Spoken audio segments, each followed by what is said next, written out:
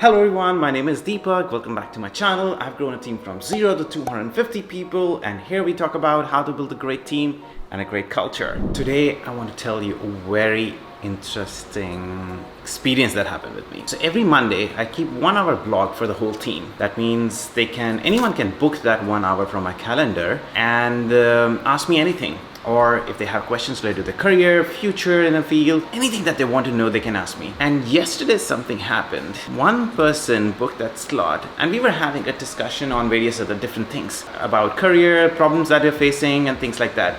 And he asked me one question that I was not expecting. He asked me, how do you deal with demotivation? What do you do when you are demotivated? And that really hit me. I was not sure how to answer that. I paused maybe for a minute. I think for a minute I was silent, and during that 1 minute I think my professional life actually flashed in front of me. All the days when I was sad, they were coming in front of me. All the days when I was sad, maybe just not for those days, maybe for the whole week, it started flashing in front of me. Whenever any good team member left the team, whenever you have actually ordered a birthday cake and it came out not so well, you planned a party and it was not that exciting at the end of the day. Whenever a client left you, whenever a good client left you, whenever you have planned something big and it didn't go well, all of those moments actually started flashing in front of me. And I was very sad in those moments, disappointed, and it felt like I don't want to work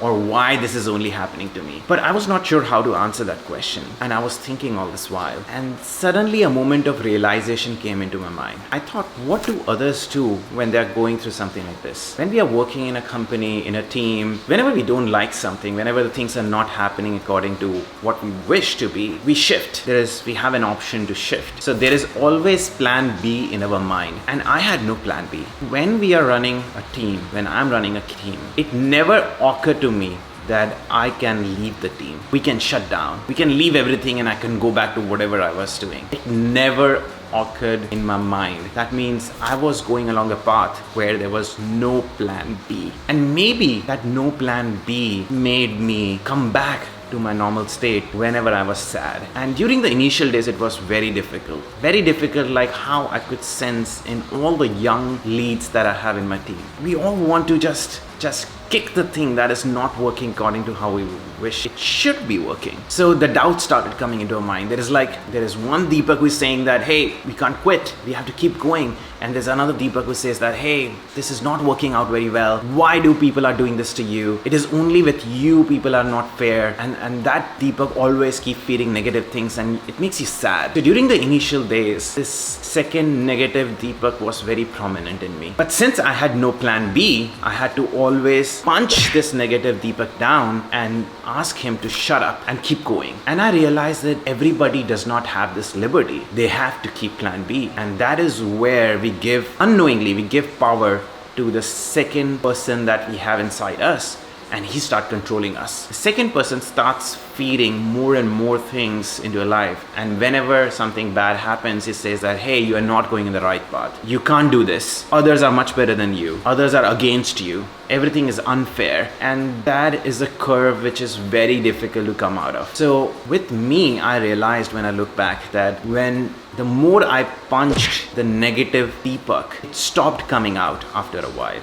That means whenever something bad happens, only the positive Deepak said that what next has to be done. Only the ideas came up of what next can be done, why I should spend 3 days in feeling sad of why that happened. It does not mean the sadness go away. It just means that the sadness was not negatively impacting me. Yes, there were ups and downs in the days, in the months, in the moments, but those downs always has a feeling of, how can I get back up? How can we climb another ladder? How can we go another mountain that we have never reached? Maybe that was the case. And this realization I wanted to share with everybody, because all of you guys are leading the team, and you will have those moments where you will feel like quitting. You will feel like why your team members are not trusting you. And it is okay. I mean, everybody can't trust you all the time, but you have to trust yourself. You have to kill the second voice that is coming into your mind and creating self-doubt inside you. It takes some time, but I have gone through that phase. If I was able to kill it, bury it deep down, you guys can also do that. Therefore, I could not stop myself today in sharing this with you, because this is a one trait that keeps people going. And now I can remember that, whenever I used to meet successful people, whenever I used to go to conference or big places, I used to ask them, what is the secret of success? And some people used to say very glamorous things, that it is because of my decision making skill, it is because of I had a unique insight. But there were few, I would not say few, there were some who were absolutely standing out. Their achievement was absolutely stand out from everybody else.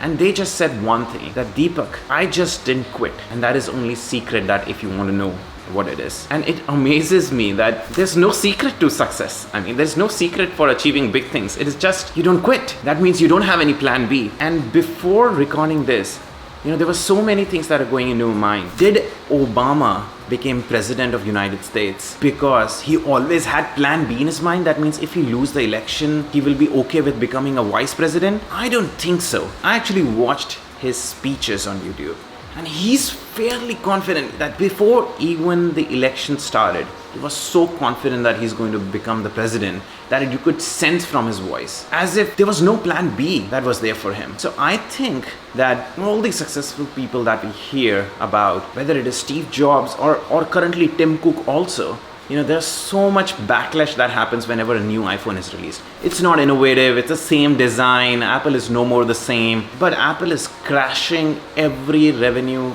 targets that has been given to it. If Tim Cook is keep going on even after all those backlashes, I don't think it is because he had a plan B that I can quit. It was because there was no option of quitting that he kept for himself.